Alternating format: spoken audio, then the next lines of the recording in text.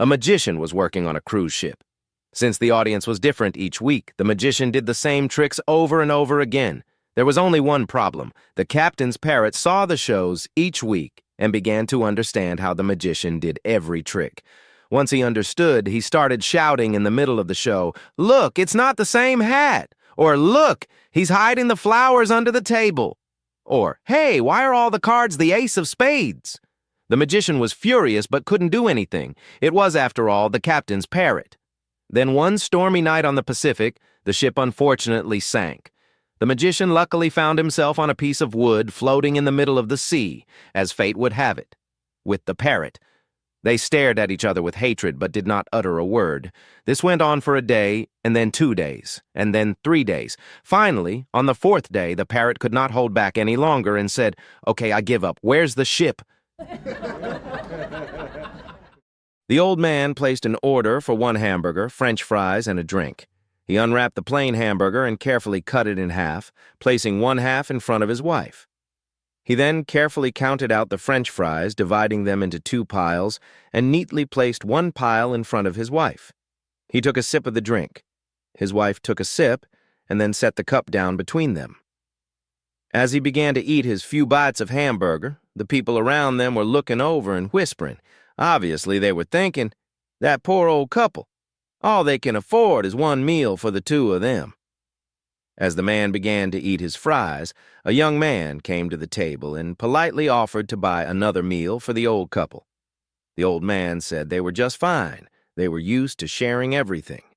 People closer to the table noticed the little old lady hadn't eaten a bite.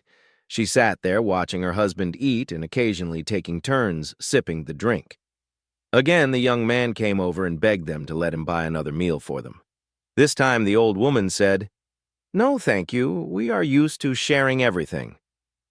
Finally, as the old man finished and was wiping his face neatly with the napkin, the young man again came over to the little old lady who had yet to eat a single bite of food and asked, "What is it you are waiting for?" She answered, "My turn for the teeth." An old farmer got up in the middle of the night to use the toilet. As he was heading back to bed, he looked out the window and saw the lights on in his shed. A closer inspection revealed men loading his tools and farm machinery into their truck. He rushes to the phone and calls 000-911. "I need the police. There are some guys clearing out my shed." "Okay, sir, we have dispatched officers. They should be there in about an hour." "An hour? But they'll be long gone by then." "I'm sorry, sir, but there are no officers in your area." The farmer hangs up angrily, waits 10 minutes, and then calls 000 again. "Hi, it's me again. Don't worry about sending those cops. I've just shot the robbers." And he hangs up. Less than 10 minutes later, 3 cop cars and a helicopter arrive, and the robbers are arrested. The sergeant goes up to the house and bangs on the door. The farmer opens it in his dressing gown, holding a cup of tea. "What's going on here? You said you shot the robbers. You said there were no officers in my area." "I was walking down the street when I was accosted by a particularly dirty and shabby-looking homeless man who asked me for a couple of dollars for dinner. I took out my wallet, extracted $10, and asked, 'If I give you this money, will you buy some beer with it instead of dinner?' 'No, I had to stop drinking years ago.' The homeless man replied. 'Will you use it to go fishing instead of buying food?' I asked. 'No, I don't waste time fishing,' the homeless man said. 'I need to spend all my time trying to stay alive.' 'Will you spend this on hunting equipment?' I asked. 'Are you nuts?' replied the homeless man. 'I haven't gone hunting in 20 years. "Well,' I said, 'I'm not going to give you money. Instead, I'm going to take you home for a shower and a terrific dinner cooked by my wife.' The homeless man was astounded. 'Won't your wife be furious with you for doing that?' I replied, 'Don't worry about that. It's important for her to see what a man looks like after he has given up drinking, fishing, and hunting.'" A man ended up in hospital, and his wife visits him. Wife: "I barely got here. You wouldn't believe what happened." Husband: "What happened?" Wife: "My car broke down, so I asked a taxi to take me here. When I told him I don't have enough money, he said, 'You are either going to sing me a song or you're going to suck my dick.'" Husband: "So, what did you sing to him?" Wife: "Do you really think I can sing while my husband is fighting for his life?" A British man, a French man, and a Spanish man are caught stealing in a foreign country. They are prosecuted, and the judge sentences them all to 100 lashes each. However, he wants to look lenient in the eyes of their respective countries, so he reduces the lashes to 20 and allows them to have 2 requests each before being lashed.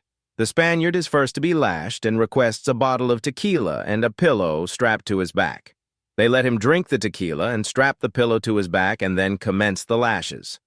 After 5 lashes, the pillow breaks and they keep lashing him. After the 20 lashes, he's bawling and his back is horribly scarred. They haul him away to be sent back to Spain. The Frenchman is next and he requests 2 pillows, 1 per request. After 10 lashes, the pillows break and they continue with the next 10. By the end, he's also horribly scarred and bawling, but not as bad as the Spanish guy. While they are hauling off the French guy, the judge turns to the Brit and says, "Well, it's your turn now. What do you request?" The British man responds, "First, I want the original punishment of 100 lashes. I don't believe I should get off easy." The judge yells, "You're crazy. Why would you do that?" The Brit responds, "Because my next request is to have the Frenchman strapped to my back." An Englishman and an Irishman walk into a bakery, their eyes scanning the shelves laden with freshly baked goods. Spotting a tray of warm buns on the counter, the Englishman hatches a plan. In one swift motion, he snatches 3 buns, slips them into his pockets, and strolls out, his face beaming with pride. Outside, he nudges the Irishman and says, "Now that is skill. Did you see how I took those buns without anyone noticing? That's what I call the art of stealth." The Irishman chuckles and shakes his head. "Stealth? That's just petty theft. Let me show you how to get those buns with style and wit." Intrigued, the Englishman follows the Irishman back into the bakery. With confidence, the Irishman approaches the owner and says, "Good day, sir. Would you like to see a magic trick guaranteed to blow your mind?" The owner, intrigued and curious, nods. "A magic trick? All right, show me what you've got." The Irishman flashes a charming smile. "For this trick, I'll need 3 of your finest buns." The owner hands over a bun and the Irishman promptly eats it. He then requests a second bun, devours it, and does the same with a third. Standing there, he wipes his mouth and smiles contentedly. The bakery owner, now thoroughly unimpressed, scowls. "Magic trick? All I see is you eating my buns. Where's the magic?" The Irishman grins, points at the Englishman, and says, "Check his pockets." 2 Irishmen were walking down a street in London. Paddy turns to Murphy with a look of amazement on his face and says, "Murphy, will you look at that shop over there? I thought that London was supposed to be expensive." Murphy says, "Paddy, you're right, so you are. Suits are £10, shirts £4, and trousers £5. I think that we should buy the lot and take them back to Ireland.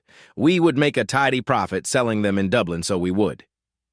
Paddy says in agreement, "Murphy, that is as good an idea as you'll ever have, but I'm pretty sure that you have to pay taxes and duty on things like that. The shopkeeper will never let us have them if he thinks we're going to export them and make our fortune, so he won't." Murphy thinks and says, "Paddy, I've got an idea. You can do the best English accent out of the pair of us. You go in there and do the talking, and I'll just stand behind you and say nothing. He'll never guess we're Irish. No, he won't." "Okay," agrees Paddy. "I'll do the talking. You just stand there and look English."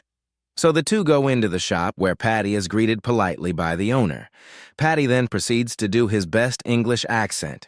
"All right, mate. I'll have 20 of your suits, 20 shirts, and 20 pairs of trousers, please." Upon hearing this request, the owner smiles and says, "You boys are Irish, aren't you?" Quite bemused, Paddy replies, "Oh, by Jesus, Mary, Mother of Christ, is that not my best English accent? How in God's name did you know that we were Irish?" The owner replied, "Because this is a dry cleaner's." The day after a man lost his wife in a scuba diving accident, he was greeted by 2 grim-faced policemen at his door. "We're sorry to call on you at this hour, Mr. Wilkins, but we have some information about your wife." "Well, tell me," the man said. The policeman said, "We have some bad news, some good news, and some really great news. Which do you want to hear first?" Fearing the worst, Mr. Wilkins said, "Give me the bad news first."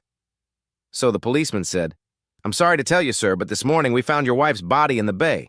Oh, my God, said Mr. Wilkins, overcome by emotion. Then, remembering what the policeman had said, he asked, "What's the good news?" "Well," said the policeman, "when we pulled her up, she had 2 5-pound lobsters and a dozen good-sized Dungeness crab on her." "If that's the good news, then what's the great news?" Mr. Wilkins demanded. The policeman said, "We're going to pull her up again tomorrow morning." Pedro and Maria got married. Pedro was a man about town, so to speak, but Maria was very naive and uninformed about the birds and the bees. Pedro was a poor working man and could not afford to take time off for a honeymoon. So, that night, they retired to his little shack. When Pedro was undressing, Maria said, "Oh, Pedro, what is that?" Pedro, being very quick-thinking, said, "Maria, I am the only man in the world with one of these," and then proceeded to show her what it was for. Maria was happy. The next morning, Pedro went off to work as usual. When he returned home that evening, Maria was on the front porch, obviously upset about something. "Pedro, you told me that you were the only man in the world with one of those, and I saw Gonzales, the gardener, changing his clothes behind the shed, and he had one too." Thinking fast, Pedro said, "Oh, Maria, Gonzales is my very best friend. I had 2 of them, so I gave him one. He's the only other man in the world with one of those." Maria accepted his answer, and they did their thing again that night. Pedro went off to work again the next morning, and when he returned home, Maria was very upset, stamping her foot on the porch. Pedro said, "Maria, what is the matter now?" "Pedro, why did you give Gonzales the best one?"